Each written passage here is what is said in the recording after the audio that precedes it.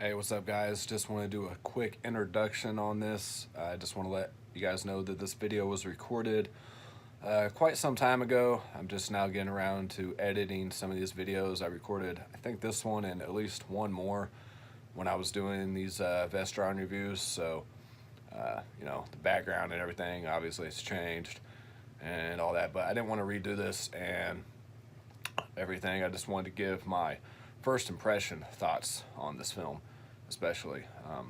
Rewatching it, I probably would have reviewed it differently or something, but I always like to give my first impression thoughts on films if at all possible. And so, yeah, hope you guys enjoy this review, and yeah, take care.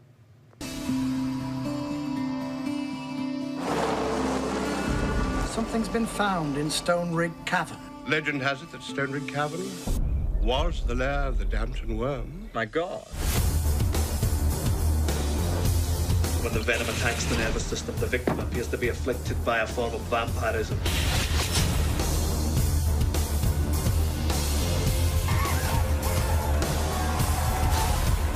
I hear you're having trouble with a snake. Ah, and you're going to uphold family tradition and slay the beastie. Are you out of your mind? My, you are a fine growing.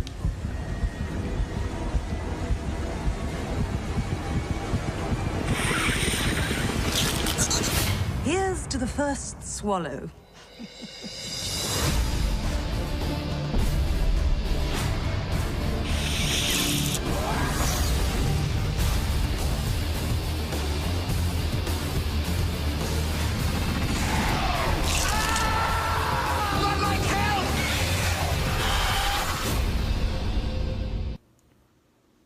Okay, so instead of going through like everything that happens in this movie, I'm just gonna kind of go over briefly what is in this movie, because this one's, for some reason, I'm having a really hard time actually giving a normal review like I normally do, of telling you guys what happens in sequence and everything. I don't know why, but this movie just is giving me problems.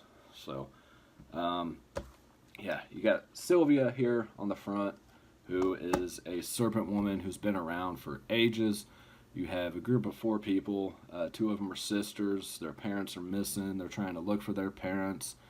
Sylvia's trying to get one of them as a sacrifice to this white worm and everything like that. And there's just a lot of crazy stuff that goes on in this movie. Lots of weird dream sequences, visions. There's scenes where Sylvia will spit venom onto a cross, and it'll be touched and send that person into a crazy dream sequence vision, whatever like that. I'm sorry, I apologize that I can't really tell you exactly what happens.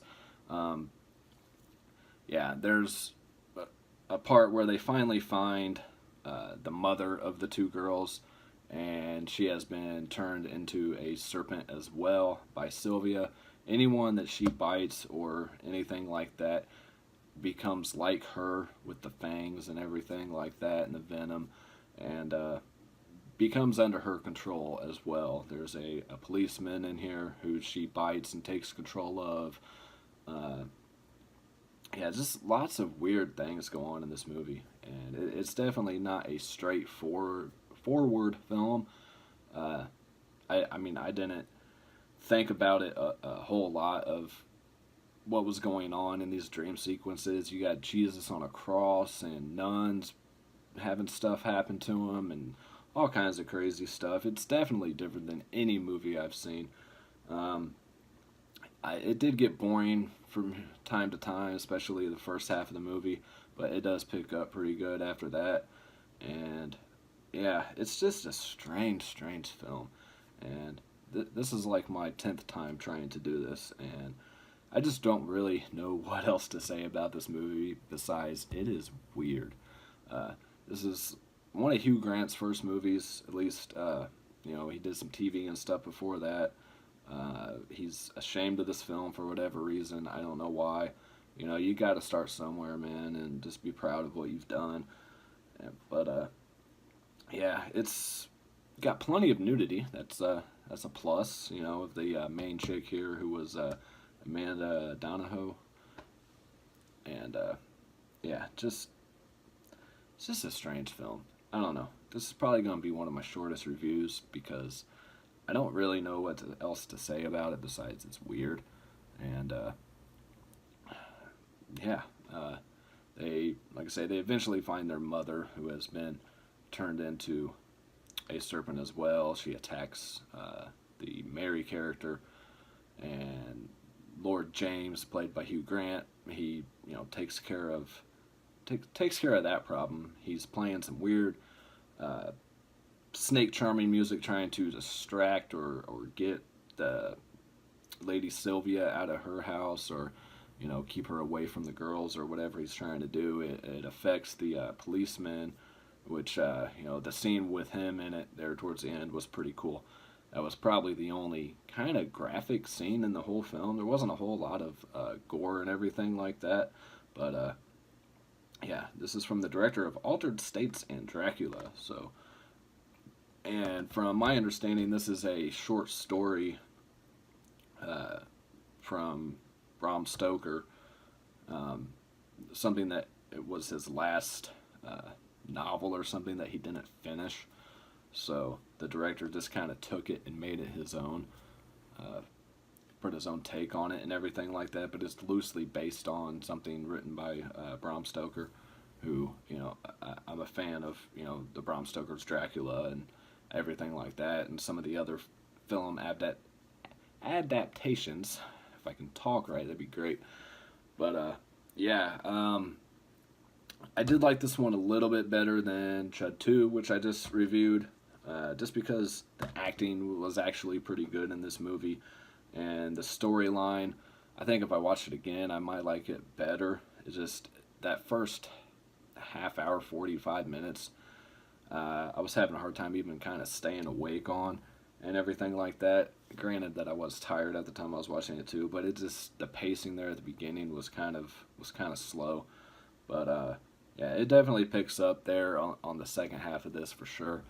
And, you know, I mean, I recommend checking it out. Again, like Chud 2, watch the movie before purchasing the Vestron release, which the quality on this was really good as well. And, you know, I'd probably rate both audio and video a 5 out of 5 on here. Still not as good as Return of the Living Dead 3. That's still the one that's been the best. But, I don't know, maybe a 4.5 out of 5, since it's not good as that. But, yeah, I apologize, really, that I can't review this film like I have the others. You know, just kind of loosely go over what happens and everything like that. But, you know, it's a lot of it's based on, you know, myth and everything like that, which they find out isn't exactly a myth. But yeah, it was definitely an interesting movie for sure, and I will watch it again. It's definitely staying in the collection. But you know, it was just different, and you know, definitely worth checking out if you guys haven't seen it. And yeah, so that's going to be it. I do have the unboxing and menu screen for this already up on my channel, so I will leave a card wherever it goes up top there. And if you guys want to check that out, it's on there along with the one for Parents, which is what's up next, right? Yep. And Parents is the next review, which should be hopefully a little bit easier to tell you guys exactly what happens than it was in this movie. This is the first one that's given me problems on all the movies I've reviewed. This is the first one that has given me any kind of issue. So if that tells you anything right there about how crazy and messed up this movie is and everything like that, I took notes on it and I'm trying to use that, but it's just, without telling you guys every single thing that happens and spoil the movie for you, I can't do it that way. But yeah, the end sequence, you finally do see this giant white worm come up out of the ground where Lady Sylvia lives, and it's the effects that you would expect from this time period and everything. And you know, she has like this layer underneath her house and everything, and I always love those cheesy creature effects like that. So, you know, yeah, so that's going to do it for this review, guys. Like I say, definitely check it out. Give it a watch. It's worth watching. And see if you like it enough to purchase the Vestron release. And I haven't been able to talk really this whole time, so I'm out of here. Later.